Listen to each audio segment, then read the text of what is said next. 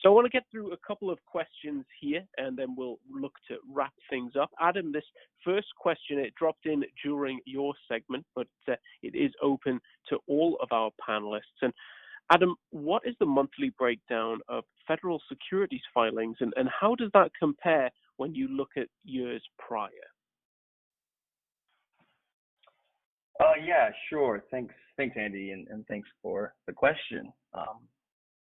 So as I mentioned, after lower filing activity occurred in January, which was not unexpected, the number of filings each month did steadily increase through April before declining again in May and rebounding then in June.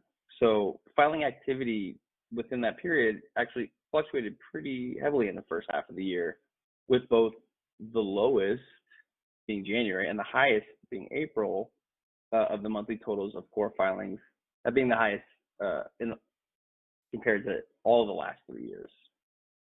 So looking back on core filings by month for federal securities litigation since 2018, April of this year was actually the most litigious with 31 filings compared to 24 and 19 filed in that month in 2019 and 2018 respectively.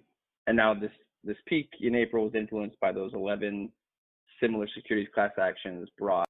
April was that most litigious month. So thanks for the question. Hope that covered it.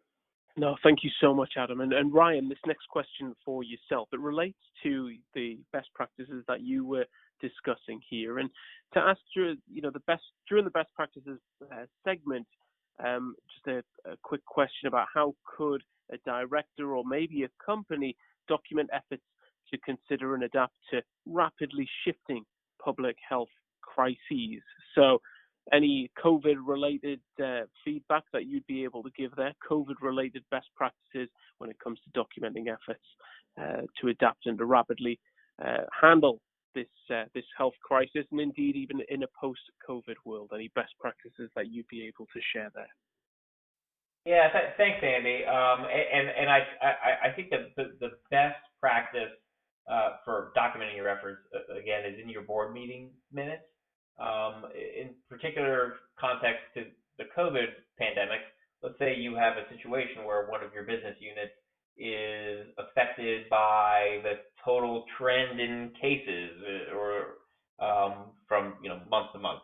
And so having something in your meeting minutes that indicates that your directors were updated on the most recent trends in COVID cases, considered how those affected the business unit, asked questions about the business unit, consulted with the appropriate people, and determined X, Y, and Z. It is a really good step in the COVID world, and I think you should, generally do that with all factors, even post-COVID, or if your business is not tremendously affected by COVID. Other factors that are critical for your business to monitor that might change frequently. So to show that the board is constantly staying on top of those factors, considering them, asking relevant questions of people with expertise, and then having that documented in your minutes will help counter what will ultimately be a plaintiff's narrative that the board did none of those things. So I would say definitely document in your meeting minutes. Thank you so much, and my sincere apologies to the person that submitted that question. I appear to have butchered that somewhat, but thank you for the answer there, Ryan. We'll close with this question here.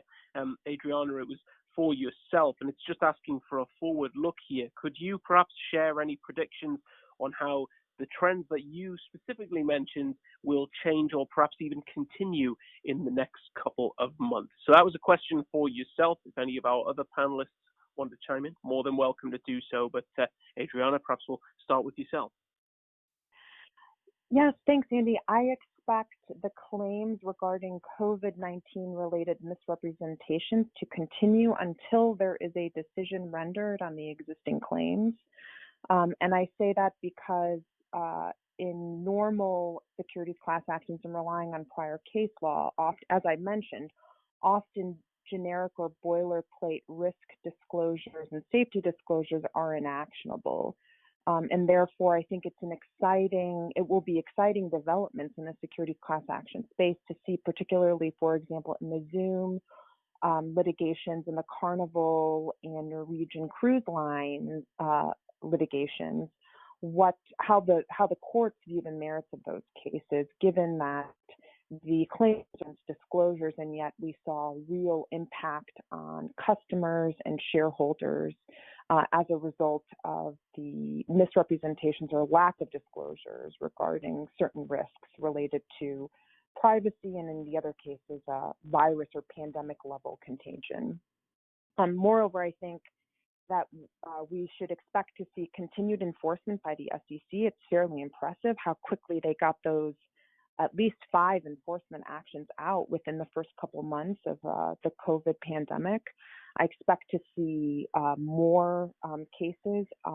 Further, the recent settlement for the Applied Biosciences SEC enforcement case, I think, portends for additional and future settlements with the SEC. Yes, those would be my predictions moving forward. Curious to see if Ryan or Adam have other thoughts.